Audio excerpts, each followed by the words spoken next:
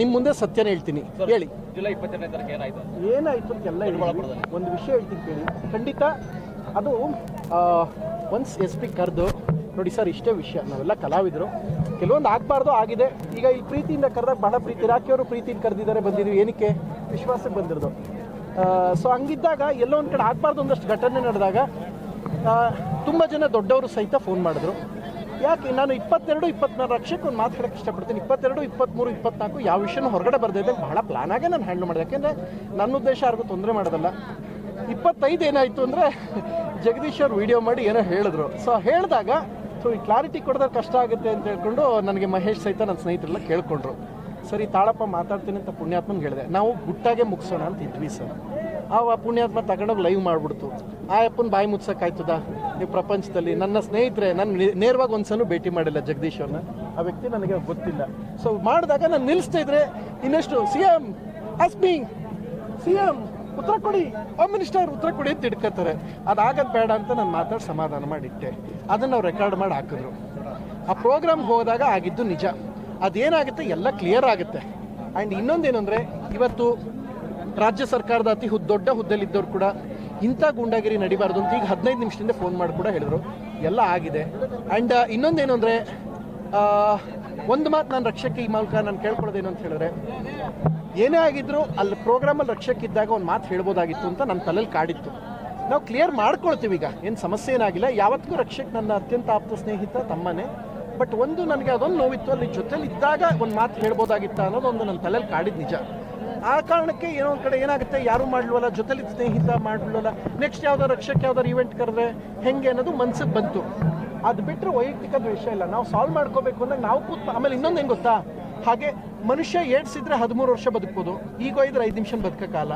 ನಾವು ಮಾತಾಡ್ಕೊಂಡು ಸಾಲ್ವ್ ಮಾಡ್ಕೋತೀನಿ ಎಷ್ಟೊತ್ತು, ಅದೇನಿಲ್ಲ. ಇದಕ್ಕಿಂತ ಸಾವಿರಾರು ವಿಚಾರ ನಾನು ರಕ್ಷಕ್ ಮಾತಾಡಿದ್ವಿ. ಯಾವತ್ತೂ ರೆಕಾರ್ಡ್ ಮಾಡೋ ಪ್ರಕ್ರಿಯೆ ರಕ್ಷಕ್ ಮಾಡಿಲ್ಲ. ನಾನು ಏನು ರಕ್ಷಕ್ ಮಾಡಿದ್ದೀನಿ ಅಣ್ಣ? ನಾನು ಮಾಡಿಲ್ಲ, ಇವರೇ ಮಾಡಿಲ್ಲ. ಅವಾಗಲೇ ಎಲ್ಲರ ಮುಂದೆ. ಸೊ ಹಂಗಿದ್ದ ಮೇಲೆ ಆಯ್ತಾ, ಹಂಗಿದ್ದ ಮೇಲೆ ಈ ಥರ ಆದಾತಂದರೆ ಆ ಒಂದು ಎಲ್ಲೋ ಒಂದು ಕಡೆ ನಂಬಿಕೆಗಳು ಹೋಗುತ್ತೆ. ಈ ಜನ್ರೇಷನ್ ನಂಬಿಕೆ ಉಳಿಯಲ್ಲ, ಉಳಿಬೇಕು.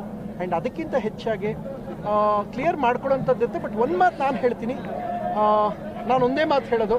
ನನಗೆ ಯಾರೋ ಇವತ್ತು ಫೋನ್ ಮಾಡಿ ರಕ್ಷಕರ ಸ್ನೇಹಿತರೊಬ್ಬರು ಫೋನ್ ಮಾಡಿದ್ರು. ತುಂಬ ಖುಷಿಯಿಂದ ಇವತ್ತೊಂದು ಅರ್ಧ ಗಂಟೆ ಮಾತಾಡಿದೆ ಈ ಸಂಜೆ ಬರ್ಬೇಕಾರೆ. ಅಲ್ಲೇ ಭಾಳ ಒಳ್ಳೊಳ್ಳೆ ವಿಚಾರಗಳೇ ಹೇಳಿದ್ರು.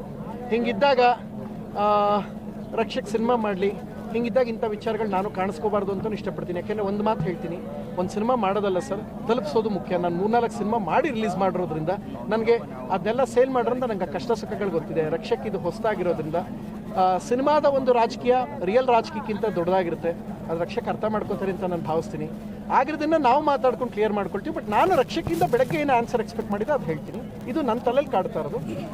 ನೀವು ಬೆಳಗ್ಗೆ ಮಾಧ್ಯಮ ಕೇಳಿದಾಗ ಎಸ್ ಆಗಿದೆ, ಅದೇನು ಚರ್ಚೆ ಆಗಿದೆ ಅದಾಗಿದೆ ಬಿಡಿ, ನಾವು ಮಾತಾಡ್ಕೊಂಡು ಕ್ಲಿಯರ್ ಮಾಡ್ತೀವಿ ಅಂತ ರಕ್ಷಕ್ ಹೇಳ್ಬಿಟ್ರೆ ಈ ಪ್ರಶ್ನೆ ಬರ್ತಿಲ್ಲ.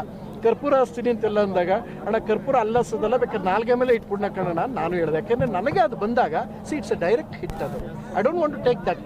ನಾನು ತಗೊಳಕ್ಕೆ ರೆಡಿ ಇಲ್ಲ. And if want to ask anything about Darshan sir fan, ನನಗೆ ಆ ವ್ಯಕ್ತಿ ಸ್ಟಾರ್ಡಮ್ ಬಗ್ಗೆ ಖುಷಿ ಇದೆ. Is A hero.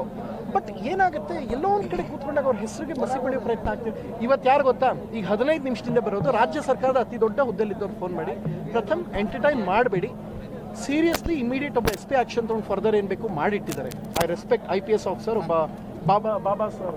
ಸೊ ಮಾಡಿರೋದ್ರಿಂದ ಅದೇನಾಗುತ್ತೆ ಲೀಗಲಿ ಅದಾಗುತ್ತೆ, ಕಲಾವಿದ್ರಿಗೆ ಅದಾಗಬಾರ್ದು. ಆಮೇಲೆ ಏನು ಗೊತ್ತಾ, ಇದೆಲ್ಲ 80s 90s ದಶಕದ ರೌಡಿಸಮ್ ಸಿನಿಮಾಗಳು ನಡೆಯೋದು. ಒಂಬತ್ತು ತೋರಿಸ್ಬಿಡ್ದು, ಅಫ್ತಾಬ್ ಮಡುಗು ಇವೆಲ್ಲ ನಡೀತಿತ್ತು. ಈಗ ಅವೆಲ್ಲ ನಡೆಯಲ್ಲ. ಆ್ಯಂಡ್ ನಾನು ಅದನ್ನು ಮಾಡಬೇಕು ಅಂತ ಇಷ್ಟ ಇರಲ್ಲ ಸರ್. ಇನ್ನೊಂದು ವಿಷಯ ಇಲ್ಲ ಸರ್, ಯಾರಿಗೆ ಅರ್ಥ ಆಗೋರು ಪುಣ್ಯಾತ್ಮರಿಗೆ ಒಂದು ಮಾತು ಹೇಳ್ತೀನಿ, ದಯಮಾಡಿ ಅರ್ಥ ಮಾಡ್ಕೊಳ್ಳಿ.